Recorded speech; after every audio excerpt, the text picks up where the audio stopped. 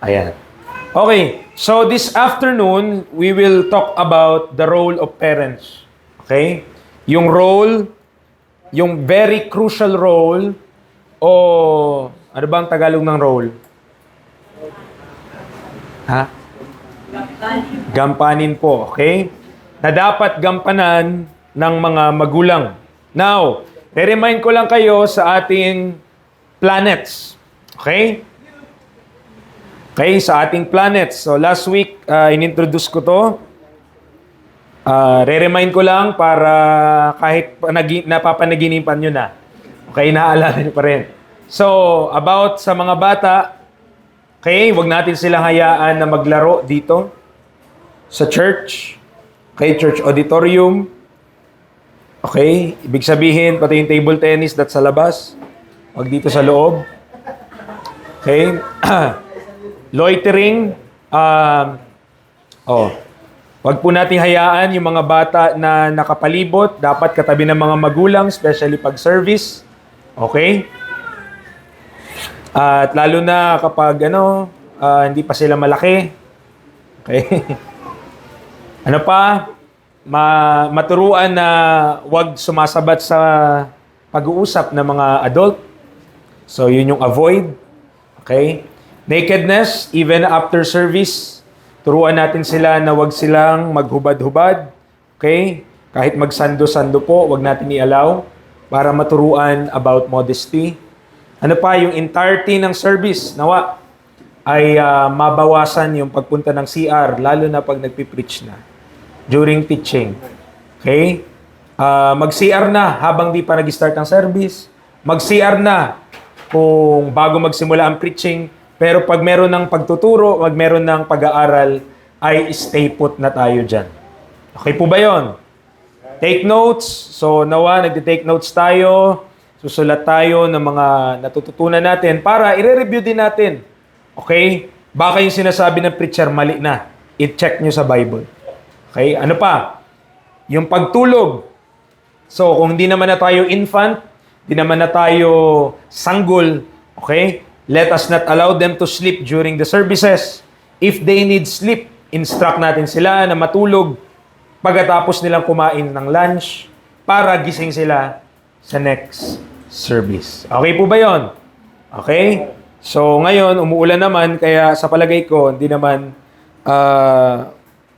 nakatulog naman siguro na maayos kagabi. Okay, hopefully. Now, sa ating topic. Medyo lakas ang mga bro. Para kasi nilalakas ako yung boses ko eh. Hello, yan. Okay. So, the role of parents in molding, shaping, guiding, and development of a child is crucial and is the most extensive of any human institution. So, pag sinabi natin that it is the most extensive, mga kapatid, walang kahit na anong institution pa that is allowed in the Bible and given power sa Biblia na mas matindi sa binigay ng Diyos sa mga magulang. Okay? Yes, pakinggan niyo po ito. There is power given to government. There is power given to the church. There is power on other groups. Pero yung kapangyarihan na binigay sa magulang, mas mabigat at mas kumbaga, komprehensibo. May papaliwanag natin yan sa pag-aaral po na ito. As we are aware, Satan will defy the will of God. Yun naman ang dyablo. Kokontrahin niya yung kalooban ng Diyos at sisikapin niyang gawin yung mga kontra sa Diyos. Kaya naman po, yung mga magulang, most especially Christian parents, should be well aware of their God-given role to not be ignorant of the extent of their parenthood toward their children. Okay? So, alam ko po, natututo na tayo sa church. May mga bagay na tayong nalalaman, may mga bagay na tayo na pinapractice na natin. At sa pag-aaral na to, ay sisikapin natin sa biyaya ng Panginoon matutunan, yung role nyo po bilang magulang ay napakahalaga. Okay? At Sige, pagsalaon na lang, marami tayong preaching points dito. So kinuha ko yan dito kay J. Richard Fugate, may book, yung What the Bible Says About Child Training. At mga kapatid, yung tao na yan, si J. Richard Fugate ay naging vice president ng, may part lang, hindi siya vice president ng book, but vice president siya ng part nung ACE, Accelerated Christian Education. Okay? So, yun yung School of Tomorrow, part din yun, something like that, naging part siya nun. Okay? Now, let's talk about parental accountability. Parental accountability.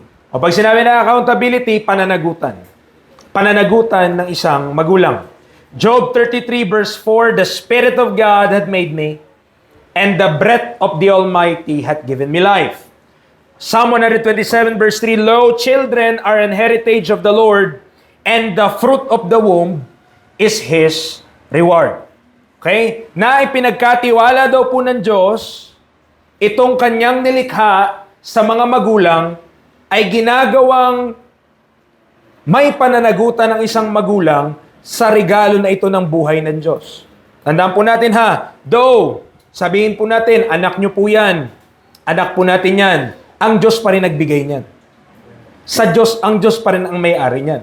God, as responsible creator, has a purpose and plan for everything that He creates. God has set children under their parents' control. At tignan nyo po kung gaano kahaba, approximately gaano kahaba, 1/3 of their lives. Kasi imagine nyo, kung ang isang bata ay manatili sa kanyang magulang ng 20 years old, mo hanggang mag-25 pa, gaano kahaba lang ba ang buhay ng tao? 70, mahaba na. E di, more than 1/3 ng buhay mo, nasa ilalim ka ng magulang mo. Isipin mo yung haba na yon. At tinalaga ng Diyos ang magulang sa itaas ng kanyang mga anak. Unlike animals, ginawa niyang illustration. Halimbawa, yung mga hayop po, pinapalaki lang nila yung kanilang mga anak, yung mga hayop, ng ilang buwan. Tapos, iba doon, pinapabayaan na nila. Kasi ang tinuturo lang naman nila, pag marunong nang kumain yun, marunong nang maghanap ng pagkain yun dyan, o manghabol ng daga, ganun. Pag natutunan niya na yon, mabubuhay na siya. Yun ang hayop. Ang tao, hindi naman hayop eh. Tama po ba? So, kailangan ng tao ng extensive training period. Kailangan niyang matrain na mahabang panahon. So, animals need to receive training only for their physical existence. Whereas, ang bata, kailangan ng training sa kanyang kaluluwa. Kasi ang wala sa hayop, kaluluwa. Walang kaluluwa ang hayop. May espiritu ang hayop, walang kaluluwa. Okay? So, tayo bilang tao, meron tayong kaluluwa. At kailangan tayong matrain. Therefore, parents are responsible to train their children according to God's standards. Now, under accountability, children are to be trained by their parents. Sino dapat ang mag-train sa mga anak? Magulang. Okay? Principle, Deuteronomy 6:6-7. Love water na. Deuteronomy 6:6-7. "And these words, which I commanded this day, shall be in thine heart, and thou shalt teach them diligently unto thy children, and shalt talk of them when thou sittest in thine house, when thou walkest by the way, and when thou liest down, and when thou risest up." Itong mga talata na susunod, pinag-aralan natin, binigay ko na po sa inyo from the past studies. "Ye fathers," Ephesians 6:4, "provoke not your children to wrath, but bring them up in the nurture and admonition of the Lord." Proverbs 22:6, salamat. "Train up a child in the way he should go, and when he is old, he will not depart from it." So yung responsibilidad, yung pananagutan, na i-train yung mga anak, i-train yung mga bata, ay nakaatang po definitely sa mga magulang.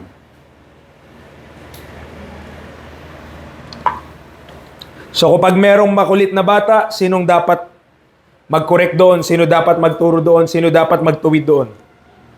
magulang po. Okay?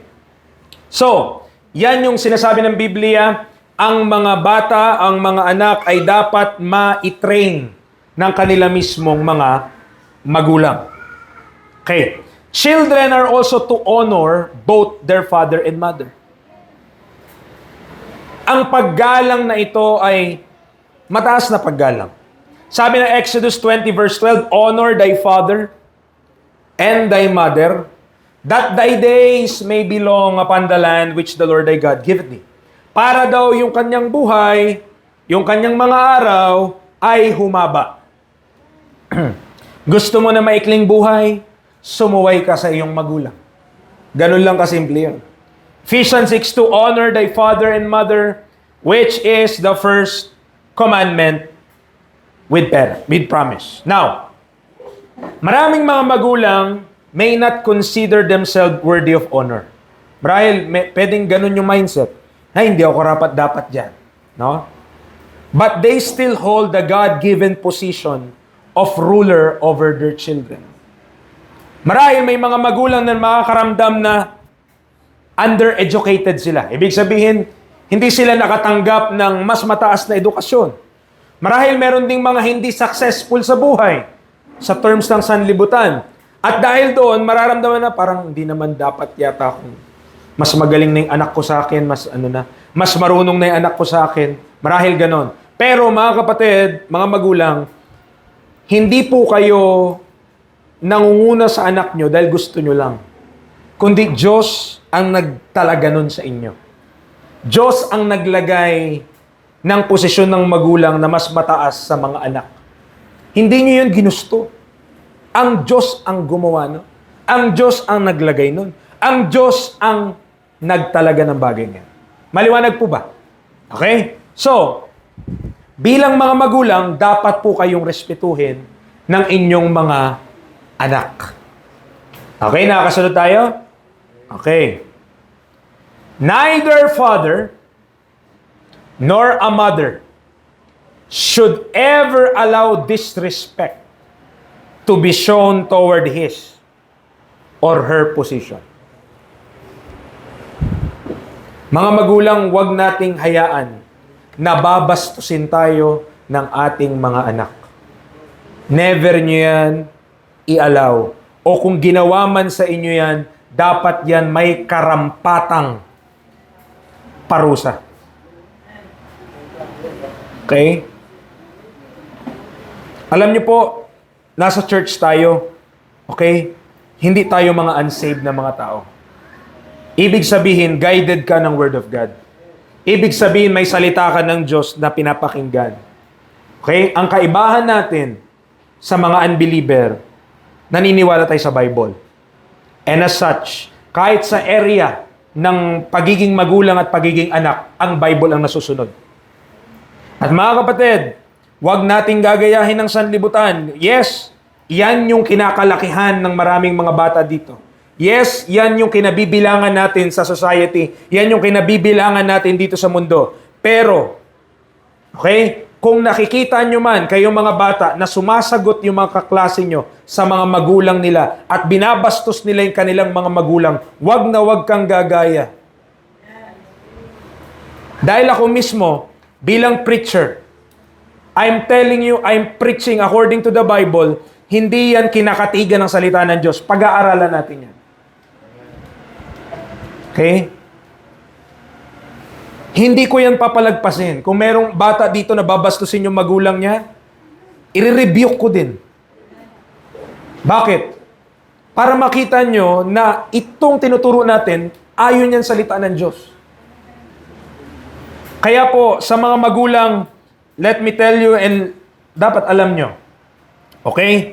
May pakialam ako sa inyo, and therefore, may pakialam din ako sa mga anak nyo. Pero kayo ang magulang nila. Tutulungan ko lang po kayo. According to the Bible. And I will not, by the grace of God, I will not usurp your authority as parents. Pag sinabi nyo ang anak nyo, hindi nyo papasamahin sa isang gawain, irerespeto ko po yun. Hindi ko kayo ka-questionin. Bakit? Magulang kayo. Nakakasunod po ba? Okay. Oh. Bakit di nyo po papayagan? Hindi ko natatanungin. Baka kasi makulit yung bata, rebelde. Huwag ka muna sumama. Makulit ka eh. Oh. So, they have the right, tandaan natin na mga magulang ay merong karapatan na mag-rule. Alam mo saan nakukuha yung term na rule? Saan nyo narinig yung term na rule? Di ba sa gobyerno yan? Ruler. Pero ang magulang ay ruler ng kanyang mga anak. Because God gave that right, yung karapatan na pangunahan yung mga anak ay ibinigay ng Diyos sa mga magulang. Hindi nila yun na-earn and also hindi nila yun deserve dahil deserve nila. Kumbaga magaling sila, hindi. Binigay ng Diyos. Nakakasunod po tayo? As a parent, you hold a key position of authority. And God holds every parent accountable. Ito yung pananagutan niyo po, kaya nasa under number 1 tayo eh. Parental accountability. May pananagutan ang isang magulang sa kanyang anak, kaya ganun na lamang din yung binigay na power ng Diyos sa inyo. Kasi nga, may pananagutan kayo.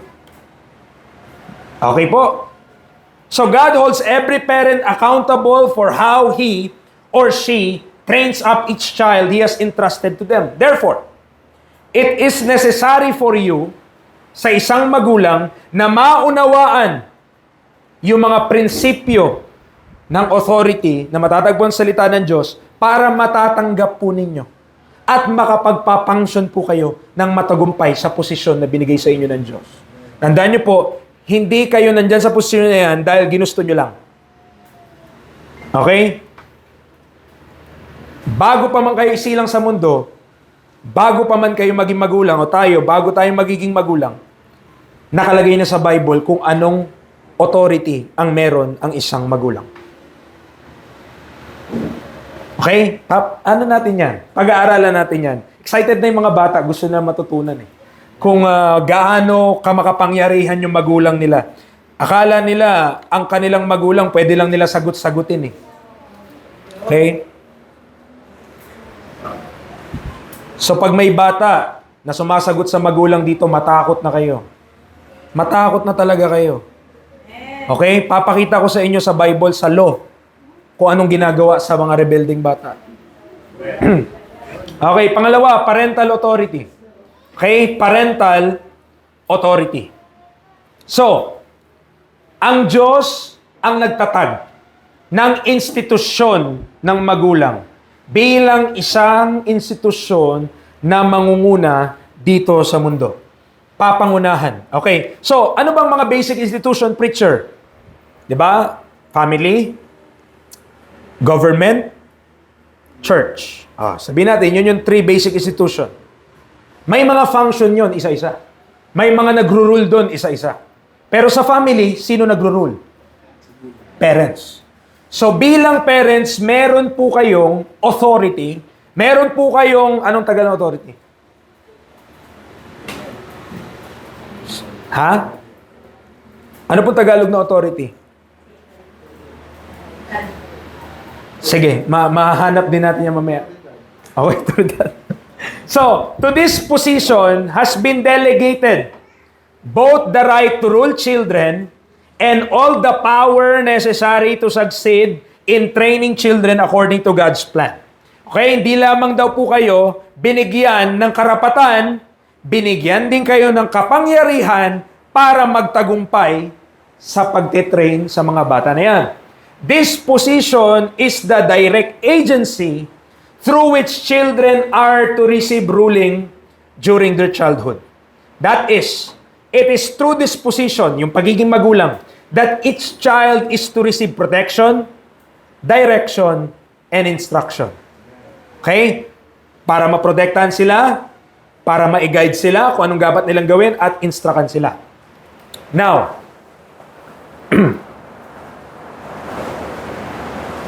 because of God-granted, lakas mo konti bro, para di tayo nakikipaglaban sa ulan. Okay. Because of God-granted parental authority. Ito na masaya na part. Diba? Pakinggan natin. Because of God-granted parental authority, parents have the right to set their will above their children's and to command them to follow their rulership. Ano ibig sabihin yan, preacher? According to the Bible, may karapatan ang magulang naitalaga ano bang dapat mong gawin bilang anak. Okay? Karapatan ng magulang yon. Kaninong karapatan ulit? Karapatan ng magulang na ilagay yung kanyang will. Halimbawa, ginusto ng magulang, ikaw, anak, okay? Itong gawin mo, buong maghapon. Karapatan niya yon bilang magulang. O tayo po dito sa church, halimbawa lang, may isang magulang, sabi niya sa anak niya, anak, wag mong gagawin yan. Ikaw naman na kabilang nanay, bakit ganun ka? Bakit pinagbabawalan mo yung anak mo na ganyan? Hindi mo anak yun, anak niya yun. Tandaan natin, ha? Okay? So, pwede lang tayong magsasuggest, pwede lang tayong mag-a-advise, pero wag mong i-usurp yung authority na wala ka. Nakuha po natin? So, yung magulang na yan, may karapatan siya kung paano niya dapat pasunurin at anong gagawin nung kanyang anak. Meron siyang right doon. Okay? They also have, hindi lamang yung karapatan na yon, meron pa. They also have the power to administer justice and to punish for disobedience or to reward for conformance to their commands. Okay? Ha? May karapatan, ulitin ko po hindi lamang kayo may karapatan, mga magulang, hindi lang po kayo may karapatan na iset kung anong gusto nyo mangyari sa inyong anak. Meron din kayong kapangyarihan. May kapangyarihan kayo na magparusa. Okay? At may kapangyarihan kayo na mag-reward din naman. Baka puro parusa lang. Okay? Nakakasunod ba? So, kailangan maunawaan ng mga bata natin dito sa church na kapag sila ay pinaparusahan, ginagawa lang ng magulang yung trabaho niya sa Diyos. Okay? Ginagawa lang ng magulang yung trabaho nila dahil binigyan sila ng Diyos ng kapangyarihan at karapatang magdisiplina. Okay? So, wag sa inyo dito, sa mga bata dito, kapag kayo ay pinapalo, isipin nyo lang, sinusunod ng papa nyo, sinusunod ng mama nyo ang Diyos. Okay? Sumusunod sila sa Panginoon sa kanilang ginagawa na yon. Dahil kailangan niyon para kayo ay lumaki ng tama. Children, hindi po, children can obey. No, must obey. Children must obey both their father and mother. Maliwanag ba yan? Colossians 3:20, children, obey your parents in all things. For this is well-pleasing unto the Lord. Now, parents, pakinggan nyo po itong kasunod. Pakahalaga. Marahil, hindi nyo po na ituturing ang sarili nyo na gumagawa kayo ng batas. Pero, as far as your children is concerned, ang mga salita nyo ay batas sa kanila.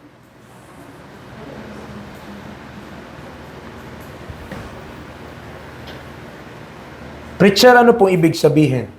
Kapag sinabi ng nanay mo, kapag sinabi ng tatay mo, tumigil ka sa pagse-cellphone, matulog ka na, batas yun. Okay? Batas yun. Nakuha nyo? Kapag nilabag mo yun, ito po kapag nilabag mo yung batas ng magulang mo, nilabag mo, hindi mo sinunod nilabag mo, nagrebelde ka, may karapatan siyang parusahan ka din dahil nilabag mo siya. Kaya mga magulang, pakinggan niyo po ito, alam mo yung gobyerno, nahati sa 3 sangay. Ehekutibo, legislatibo, at judisarya o judiciary. Yung 3 na yan, nasa inyo yan bilang magulang. Legislative kayo, bakit? Magsiset kayo ng rules. Anong dapat nilang gawin? Okay, anong dapat nilang asikasuhin? Pag di nila ginawa, Kayo rin yung judge. Ginawa mo ba o hindi? Hindi po. O, alam mo na mangyayari. Kayo rin yung executive. I-execute nyo yung punishment dahil lumawag sila sa utos nyo. Nakita nyo po? Nakakasunod ba? So, hindi mo man na-consider yon, but meron kayo pong karapatan na gumawa ng batas. At ang bawat salita nyo po, kung iutos to sa inyong anak, ay maituturing na batas yun sa kanila.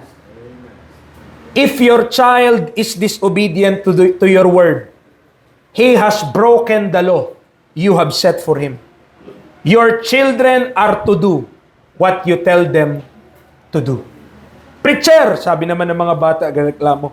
Ganyan ba talaga? Dapat ko bang gawin kung ano pinapagawa sa akin ng magulang ko? Yes, kasi one day magiging magulang ka rin.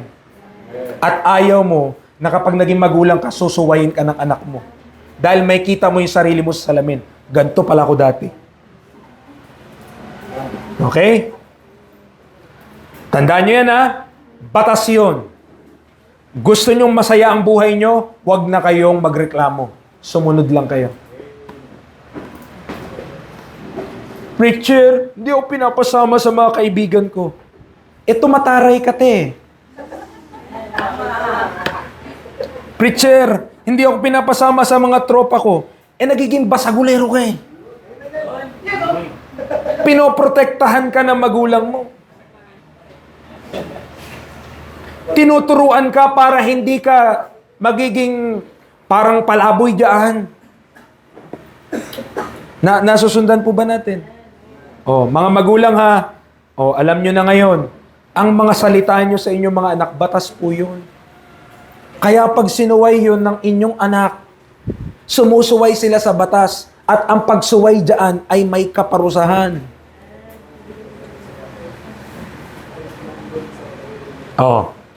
Anong sabi? Saan susundin? In all things. For this is well-pleasing unto the Lord. Ano pa? Ito maganda, no? The boundary for parental authority is more extensive than any other institution. Because, this is true because the parents' right to rule, yung pagiging ruler po natin, mga magulang, pagiging ruler nyo po, ay pwede kayong mamwersa. Hindi ba kaya mo nga papaluin kasi gusto mo siyang sumunod eh. But kung hindi ka pwedeng mamwersa, huwag mo na lang paluin. Kasi ano na yun eh, gumagamit ka na ng force. Nakuha niyo po? Ang magulang lang ang binigyan ng ganong power ng Diyos. Nakakasunod ba? Okay. The power to force obedience to the... Ako po, kahit halimbawa ako yung nagpapastor, wala akong karapatang puwersahin kayong sumunod. Nagpipreach lang tayo. Hanggang dun lang ako. Pag di kayo nakinig, bahala ng Diyos sa inyo. Pero ang magulang, kapag ayaw mo makinig, pwede siyang mamalo. Nakakasunod ba? Kaya mas matakot kayo sa magulang niyo. Kasi pag di kayo titino-tino, pag natututo pa yung mga magulang nyo lalo, ang koleksyon nila sa bahay, hindi na base. Hindi na mga ganyan. Kapal na ng pamalo yung mga kinokolekta nila. Mga pang ibang okasyon, di ba? Ito pang church to, medyo manipis. Ito pang sobrang kulit na tong part. Okay? So, magulang, meron pong, binibigyan tayo ng Bible, ang Diyos ang nagbibigay ng karapatan na i-execute yung disiplina to the point na pipersahin talaga yung bata na dapat sumunod siya. Dapat sumunod siya sa kalooban ng kanyang magulang. No other institution is given this much power. Walang iba. Ikaw, pepersahin ka ng gobyerno, papayag ka ba? Lalaban ka! Reklamador tayo eh. Di ba? Bakit? May magagawa ba gobyerno sa'yo? Marahil, meron.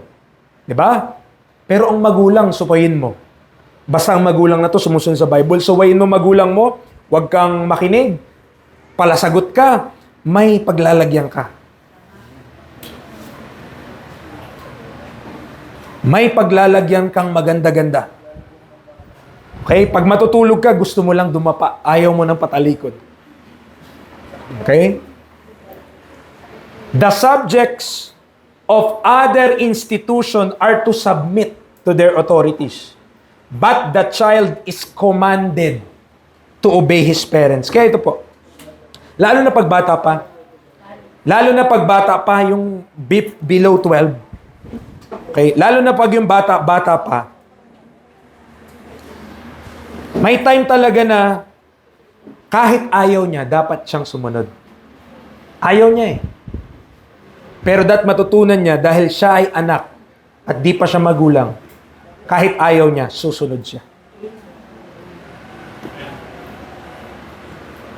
Sabi ng magulang, magpalit ka ng damit. Manaman eh, paborito ko to eh. Palitan mo yan. Ayaw talagang palitan?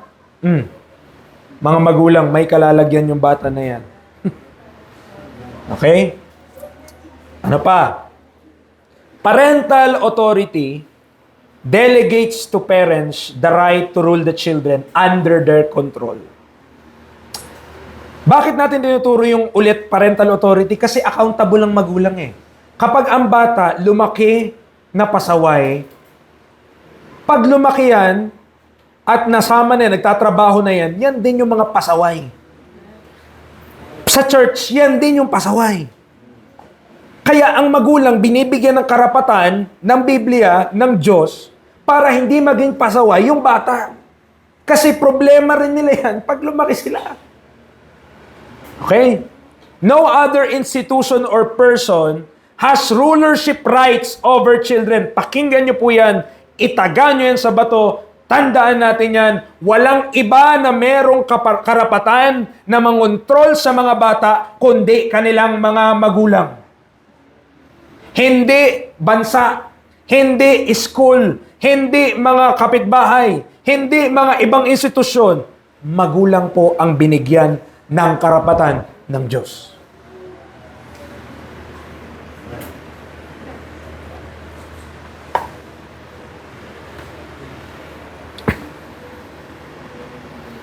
Okay? Magulang ang binigyan ng karapatan ng Diyos kasi magulang ang may pananagutan sa Diyos. The parents' power over their children is accountable to government only through God's laws concerning incest, injury, and murder. Ito po. Bakit to nasabi ng author? Kasi may karapatan ka mamalo, may karapatan ka mandisiplina, may karapatan ka na kontrolin yung bata, pero wala kang karapatang patayin sila. Hello? Magulang, wala kang karapatang patayin yung anak mo. Okay? Ang merong karapatan na patayin ang isang tao, gobyerno lang. Pero may nagawa kang karapat-dapat na kamatayan, alam mo na magpapatayin ka nang wala ka namang ginawa. Unjust government yon. Pero sa Bible, ano bang kailangan required na mamatay ka kapag nakagawa ka? Pag nakapatay ka ng ibang tao, simula pa lang kay Noah, nakapatay ka. Kinuha mo yung buhay ng ibang tao eh. Kukunin din yung buhay mo. Oh. Nakakasunod po tayo? Hindi binigyan ang magulang ng karapatang pumatay. Yan ang hindi binigay sa magulang. Pero mandisiplina, mangontrol, italaga mo kung anong magiging ang anak mo, binigay yan lahat sa'yo. Huwag mo lang papatayin. Okay? Clear ba?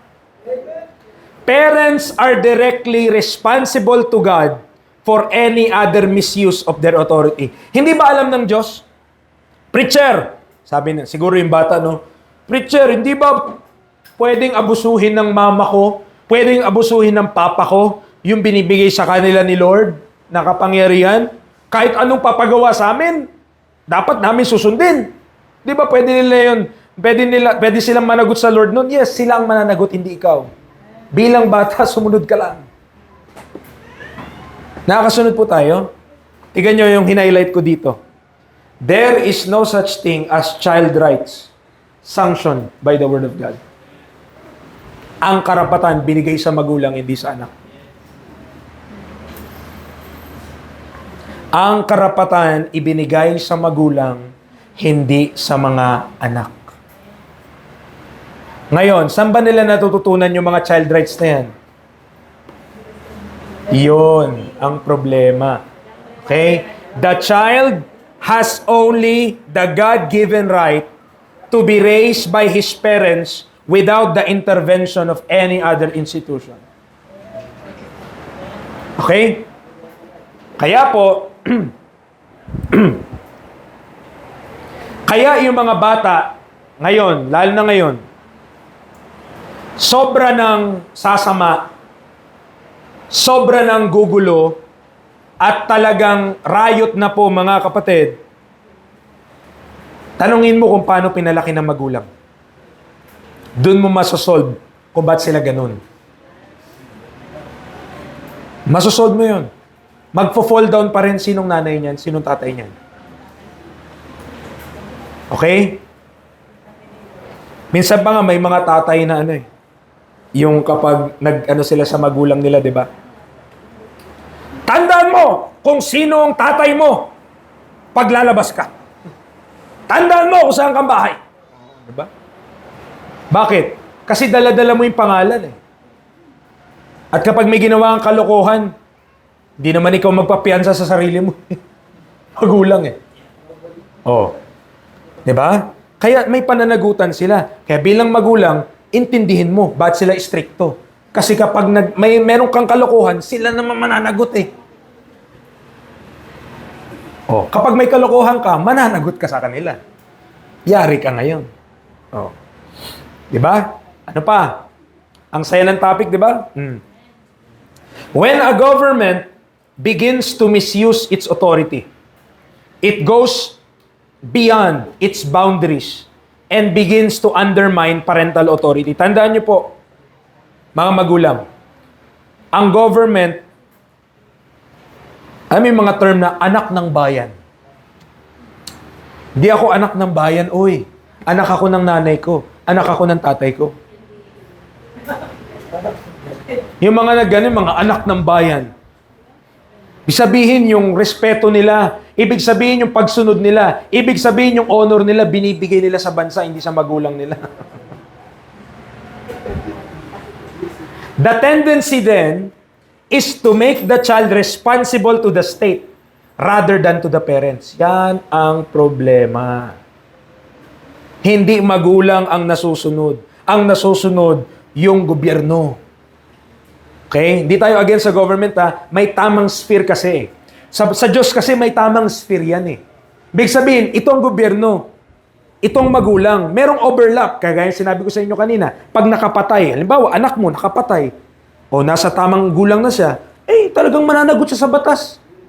Nakapatay siya O, panghihimasukan na ng gobyerno yun. Ang problema lang sa gobyerno, pati yung karapatan ng magulang, pinanghihimasukan. O, yan ang tinuturo ko po sa inyo mga kapatid, na maintindihan natin, bilang magulang, may karapatan ka. Binigay sa iyo ng Diyos. Okay? Pagmamay-ari ng Diyos yung anak nyo po. Hindi ng gobyerno. Kaya huwag nyo ibigay sa gobyerno. Ibigay natin sa Diyos. The governments of such nations such as Sparta, Hitler's Germany, and Communist Russia. Bakit niya yan nabanggit? Kasi nung time ni Hitler, mga kapatid, ay tila baga, ang mga bata ay pinasasabak sa gera na parang walang mga magulang. Basta, malaki-laki ka na, sama ka na. At para sa kanila, itinuturing nila yun na malaking paglilingkod para sa kanilang inang bayan. Paano kung ayaw ng magulang? Walang magagawin magulang. Salamat, tayo ay nasa isang bansa na kahit kurap, kahit kurakot, at kahit magulo, at least may kalayaan ka naman kahit papano. Mas gugustuhin mo, sige, marangya tayo, pero yung bawat kilos mo ba, talagang lahat may CCTV, Bawal kang Bible, bawal ganyan. May trade-off, mga kapatid. Kaya hindi aksidente na Pilipino ka. Kasi pag sa ibang bansa ka, reklamador ka din. Currently, parental authority is being undermined in America, sa Amerika, through compulsory public education, child advocacy agencies, and child abuse laws.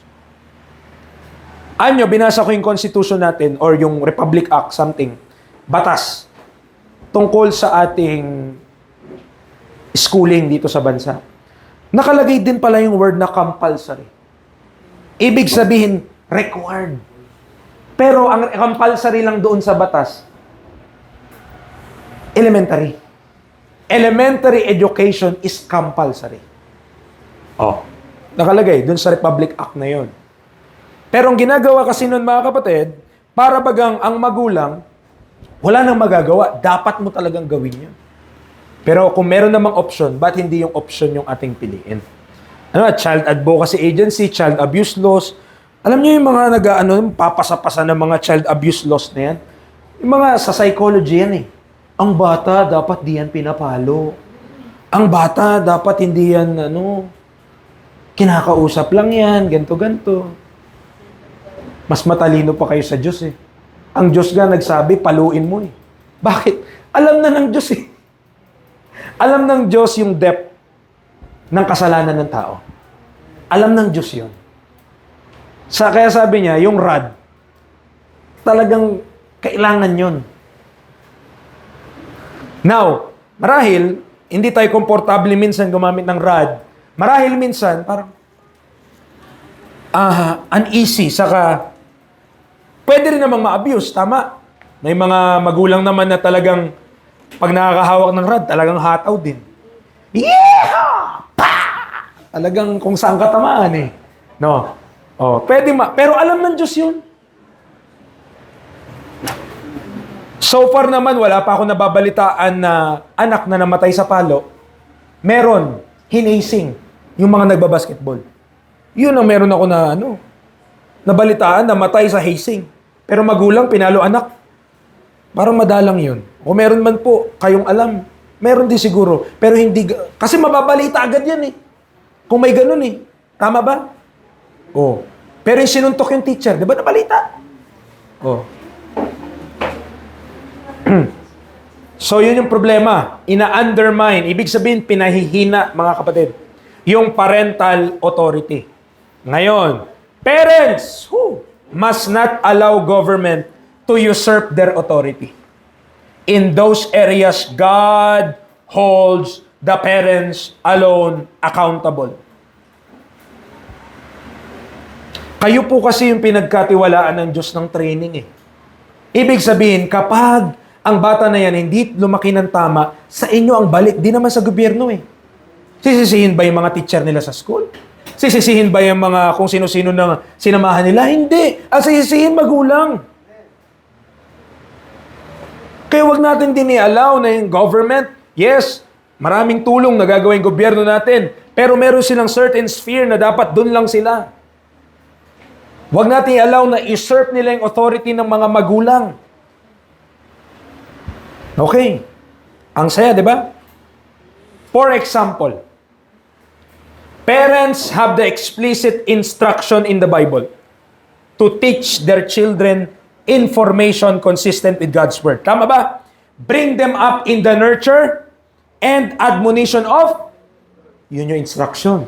Ngayon, the institution of government has no such instruction and therefore has no authority above the parents to teach children contrary information. May karapatan po kayong mga magulang bilang sa inyo binigay ng Diyos ang pananagutan na questionin kung ano mang tinuturo sa inyong anak kung ito'y nakakontra sa Biblia. Kung sinabi ng teacher, nagmula ang anak mo sa pag-unggoy,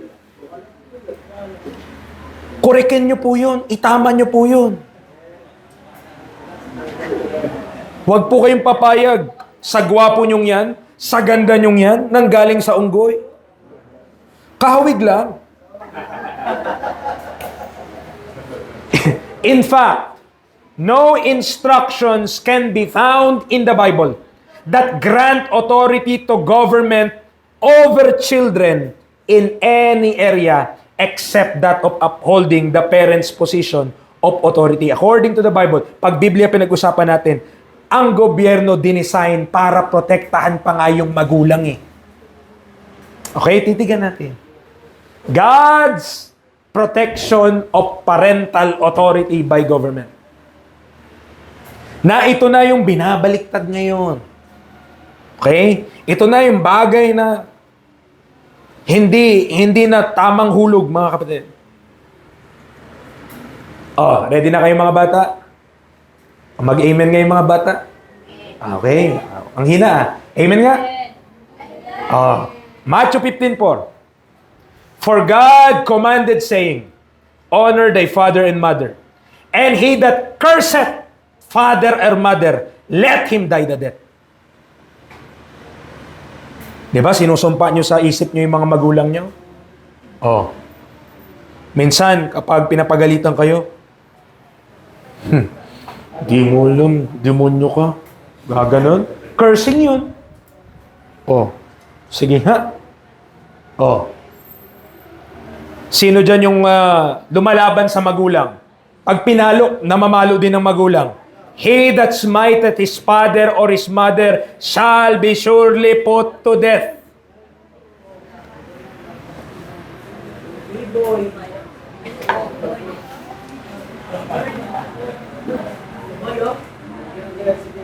Ano pa? Exodus 21:17. He that curseth his father or his mother shall surely be put to death. Tingnan nyo sa Proverbs. Sa Proverbs, mas siya eh, ang tawag dito? Poetic. Bakit? The eye that mocketh at his father, and despiseth to obey his mother, the ravens of the valley shall pick it out, and the young eagle shall eat it. Kasi poetic. Ibig sabihin lang, ang pinopoint out lamang natin dito mga kapatid, sa Bible, ang parental authority, pinoprotektahan ng Diyos. Okay. Hindi magulang hindi bata yung pinoprotektahan, magulang. Kapag sinuway yung magulang, dapat susumpain pa, babawi pa, surely put to death. Preacher, ba't ganun ang Diyos? Parang ang harsh naman. Kasi po, alam ng Diyos, kapag ang mga bata lumaki na hindi sumusunod sa magulang, susunod ba sila sa uutos pa ng Diyos sa kanila later on? Doon nga sa magulang nila, di nila masunod eh. Paano pa yung salita ng Diyos? Susuwayin din nila yun. Kaya ang Diyos, galit sa mga disobedient. Hindi niya bubuhayin yung mga disobedient. Bakit? Kasi yung mga disobedient na yan yung mga magre-rebelde sa Diyos balang araw. Sila rin yun. Kaya sabi, habang bata pa yung mga yan, be put to death. Para walang rebelde sa Israel. Israel naman yun. Bakit kayo kinakabahan? Diba? 3 important principles revealed dun sa mga talata na yun.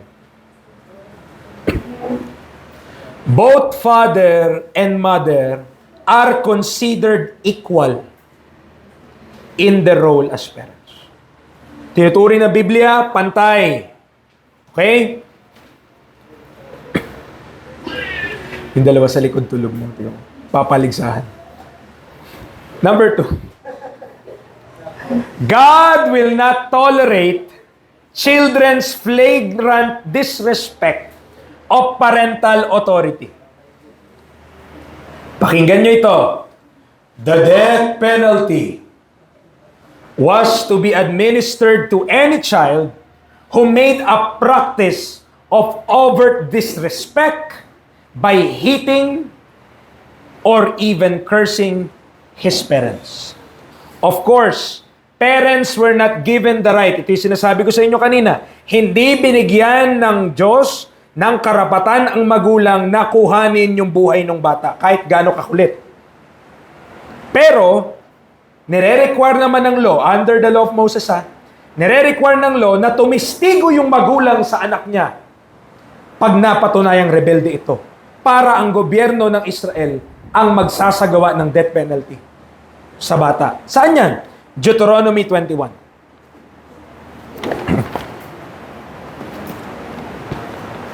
Deuteronomy 21:18.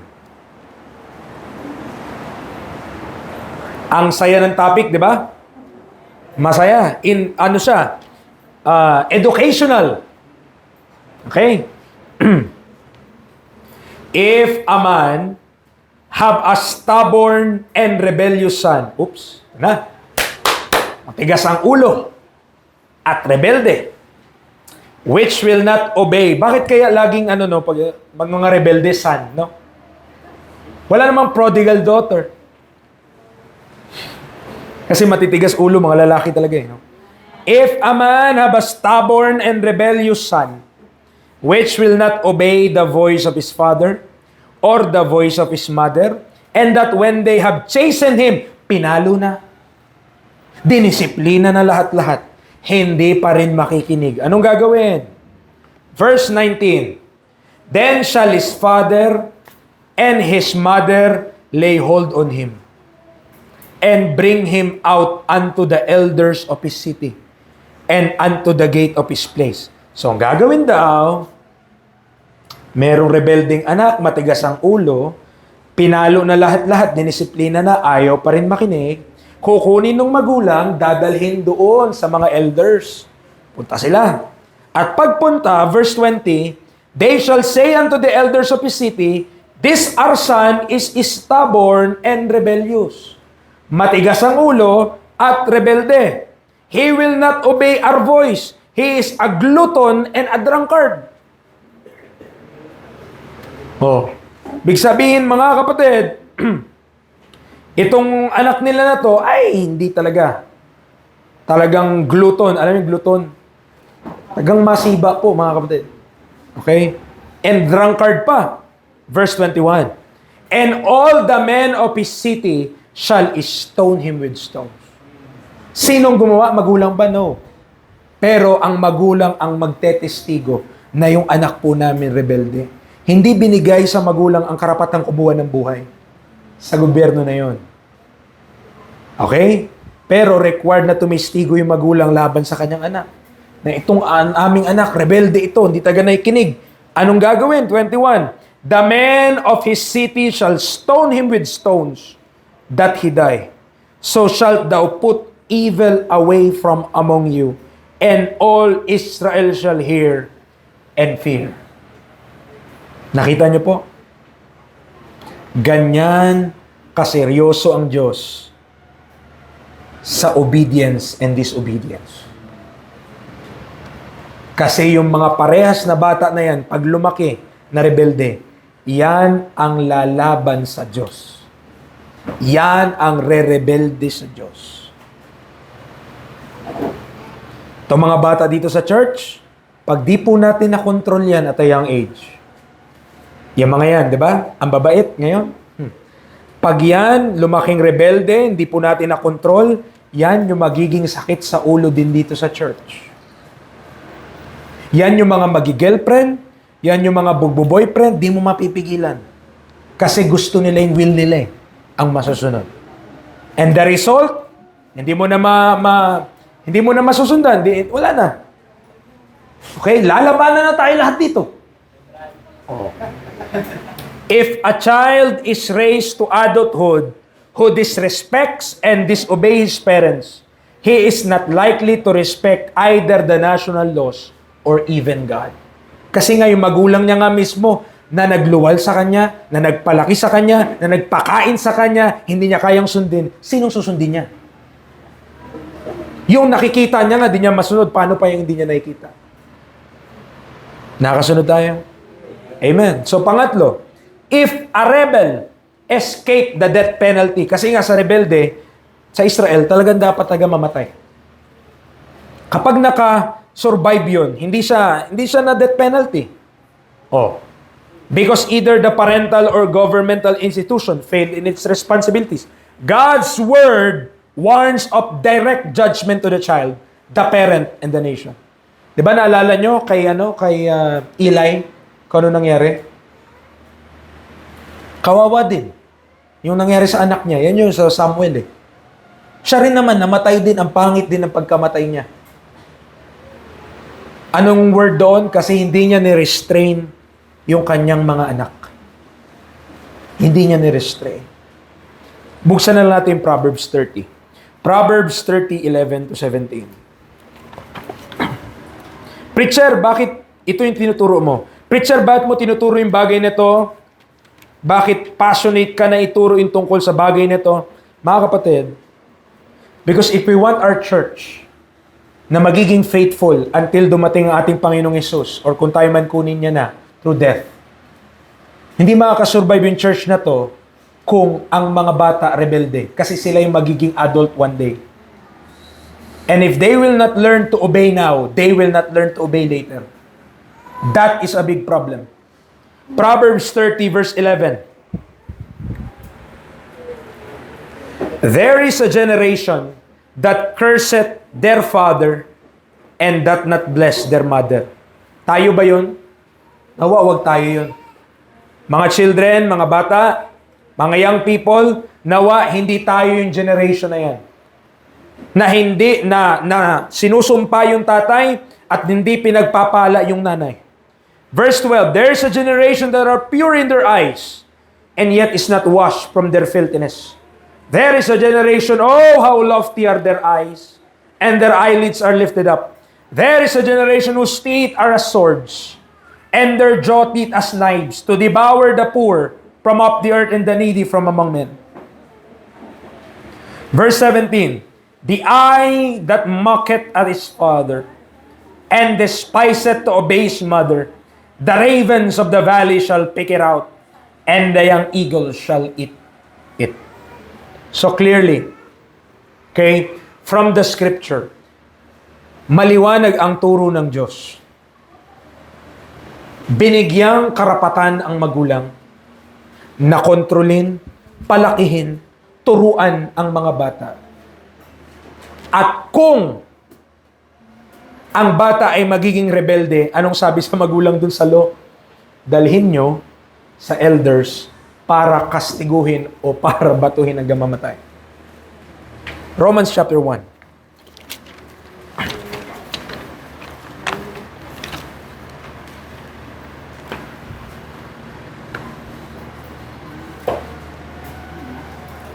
Romans chapter 1. From verse 29 hanggang verse 31, mababasa mo ang listahan ng mga kasalanan na ang resulta ng mga kasalanan na yan, verse 32, who knowing the judgment of God, that they which commit such things are worthy of death. Yung mga gumagawa daw ng mga bagay na yan, 29 to 31, ay karapat dapat mamatay. Sino yung kasama sa listahan? Verse number 30. Tignan nyo yung dulo ng verse 30. Disobedient to parents. If you are disobedient to your parent, you are worthy of death. Kung ikaw ay sumusuway sa iyong magulang, ikaw ay karapat-dapat sa kamatayan. Huwag mong isipin na ang Diyos papalagpasin niyan. Now, may biyaya ang Diyos. Sa mga bata, salamat tayo, hindi tayo under the law ni Moises. Kasi kung under the law tayo ni Moises, baka wala ng batang natira dito. Baka kahit tayong mga adult, di tayo umabot ng pagiging adult. Bakit? Because of our disobedience. Pero salamat, nasa grace ka. Pero hindi ibig sabihin na nasa grace ka, pwede ka na maging rebelde. May magulang na itinalaga ang Diyos para ilagay over you to be the authority over your life. And they must be obeyed. And they must be followed. Because that is the authority of God na nilagay niya sa buhay mo.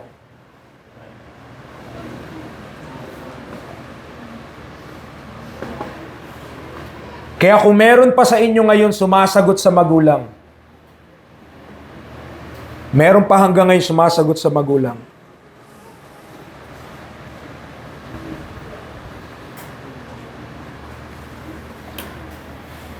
mag-repent ka na ngayon pa lang. Why? Kasi, pag hindi ka nag-repent ngayon pa lang at nagpatuloy ka dyan sa rebellion mo, hindi ako nananakot. Ang Biblia naman nagsabi, that thou mayest live long on the earth.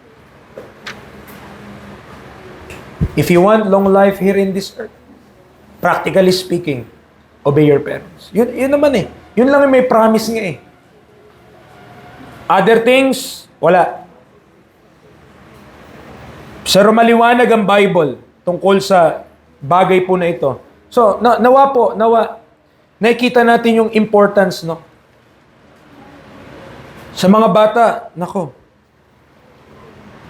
mga magulang, ang pakiusap ko po sa inyo, huwag niyong hayaan na bastusin kayo ng inyong mga anak. Kami noon, nung bata ako, pagsasagot ka, yung bibig mo, meron kang ano agad. Ngayon, grabe yung mga ugali ng mga bata ngayon. Minumura pa yung nanay. Ang cute mo. Huwag po kayong papayag. Kayo ay binigyang karapatan, hindi lamang palakihin sila, kundi disiplinahin sila. Para sumunod. Yun yung goal, maging obedient sila. Para one day, when it comes to the Lord, they will also obey the Lord. May blessing. Amen. Sa pagsunod. Honor thy father and mother, which is the first commandment with promise, that it may be well with thee, and thou mayest live long on the earth. Honor thy father and thy mother, and that thy days may be long upon the land, which the Lord thy God giveth thee. Proverbs 3:1-2. My son, forget not my law, but let thine heart keep my commandments. For length of days, and long life, and peace, shall they add to thee. Bakit? Practically speaking, mga kapatid, yung magulang natin na buhay na sa mundong ito, mas mahaba kaysa sa atin. So, ang dami na nilang experience, good and bad. Siyempre, dadaanan mo pa ba yung mga mali nilang pinagdaanan? So that matuto ka na dun. So, makinig ka habang bata ka. Para pagdating sa generation mo, pagdating sa generation natin, mas okay na. At yung maipapasa mo sa anak mo later on, mas magiging mabuti siya. Bakit? Natuto sila sa pagsunod. Natuto ka sa pagsunod. As a human authority, you will make many... Magulang, ito lang, ina-acknowledge lang ng author. Totoo naman eh. Ang magulang magkakamali eh. Tama? Kahit gusto mo na yung mga action mo tama at just, there are times you could make mistake. Okay? These mistakes can be a form of ignorance, of what or how to deal with children. Di mo alam paano i-deal. Or they can be a result of sin. An authority, listen, does not have to be perfect in his rulership. Kaya mga anak o mga bata, tumatalino kayo. Natututunan nyo ang Bible. Nakikita nyo na yung mga mali na magulang nyo. Hindi ibig sabihin, wala silang karapatang pasunurin ka. Mas magaling na ako preacher eh. Anak ka pa rin. Kailan ka lang mawawala dun sa kanilang authority? Pag ikaw na rin, ikaw mismo, magulang ka na din. Or you're out of the house. Nagsarili ka na. An authority does not have to be perfect in his rulership. Obedience and respect for the power of rulership is often learned from what appears to be unfair or incompetent leadership. Sinasabi lamang po natin, at dapat lang malaman ng mga bata, ang magulang niyo hindi perfect. They could make mistakes. And most of the time, also, they could be wrong. Kasi natututo lang din sila sa Panginoon. Pero hindi nangangahulugan, tinatanggalan sila ng Diyos ng karapatang maging magulang niyo. Dahil hindi po. Alam ng Diyos ang ginagawa niya. Parents, you are the authority. Kayo po ang authority para sa inyong mga anak. Kahit pa tama kayo at kahit pa mali kayo. Sinabi ba ng Bible, children, obey your parents in the Lord when they are right? Hindi. Children, obey your parents in the Lord, for this is right. Mga bata, kahit yung pinapagawa sa inyo na magulang nyo, ayaw nyo, dapat matutunan nyong sumunod ng nakangiti at walang pagrereklamo. Sabi ng nanay mo, oh, magugas ka na ng plato. Yes, mama, nakangiti ka pa. Yes ka na. Bakit? Eh, pag nagreklamo ka, ay, katakot-takot pa na mukha mo, hindi maipinta ni Picasso. At kung ano, hindi yan ang gusto ng Diyos. Ang gusto niya, kapag may pinagawa ang magulang sa anak, sumusunod agad. Punta ka dito, punta ka. Gawin mo yun. Okay? Parang spiritual na yung mga bata. Nagpe-pray na ba kayo? However, okay, ang pakiusap na lang sa mga magulang, humanity does not excuse the sin of abusing your child. Kaya po, ang payo, pag kayo ay mamamalo, pag kayo madidisiplina, abay, gawin yung discreet. Huwag sa public. Alam nyo naman, may mga batas tayo dito sa Pilipinas eh. Kahit sabihin mo, ako yung authority sa anak ko. Eh pag nabidyohan ka, wala ka ng laban kasi trial by publicity na to. Bakit ganyan yung nanay na yan? Bakit ganyan yung tatay na yan? Di ba? Unfair. Bakit? Inisip ba nila kung gaano kakulit yung bata na yan at papanigan mo yung bata? Oh.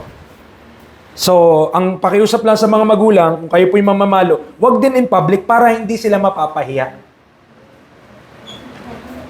Masasaktan lang sila sa inyo. Oh.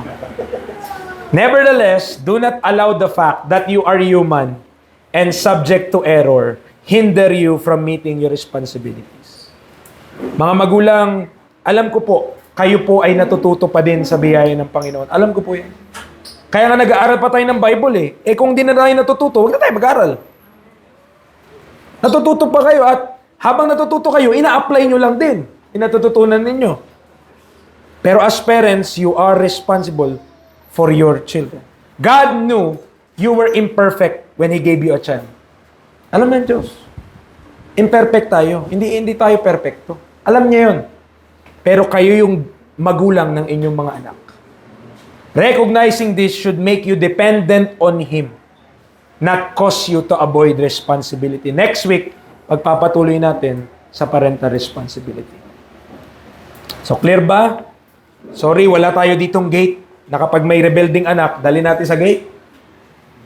Hindi po. Okay? Salamat tayo, nabubuhay tayo sa grace at nasa Pilipinas ka. Paano kung may batas sa Pilipinas, paano kung in-apply ng Pilipinas yung batas ni Moises? Na nagpasa ng batas na lahat ng mga rebelding bata, ipupunta sa kulungan. Oh, paano kayo niyan? Ba? Oh, kaya, walang ganun dito. Maging obedient ka na lang. Maging masunurin ka na lang. Tayo po'y manalangin. Lord, salamat ngayong hapon sa pagsama niyo po sa amin. Salamat sa iyong salita na ibinigay niyo po sa words mo.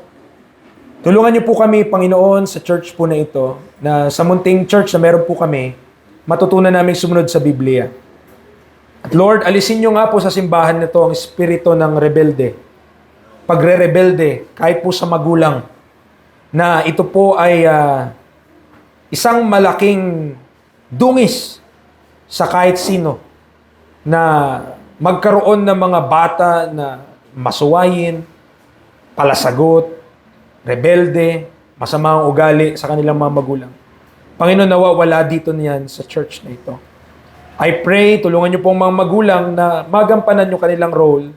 Hindi lamang na palakihin yung mga bata na ito na may takot po sa inyo. Bagkus ay also, malaman nila na meron pong kaparusahan ang mga kasalanan kanilang nagagawa. Ma-acknowledge sa mga magulang ng kanilang binibitawang salita. May pinapagawa sila ay naituturing na batas para sa isang bata. At sila rin po ay mananagot po sa inyo sa kanilang mga ginagawa. Kaya tulungan niyo po kami na sa pamumuhay namin bilang mga Kristiyano ay maging mga masunurin kaming anak nyo. At I hope, itong mga bata sa church, I hope na masave talaga sila. Makilala kanila na ang pag-asa nila ay na kay Jesus Christ, who paid for our sins, even yung pagiging disobedient namin, Panginoon. Salamat be to you all the glory and praise. In Christ name we pray. Amen and amen.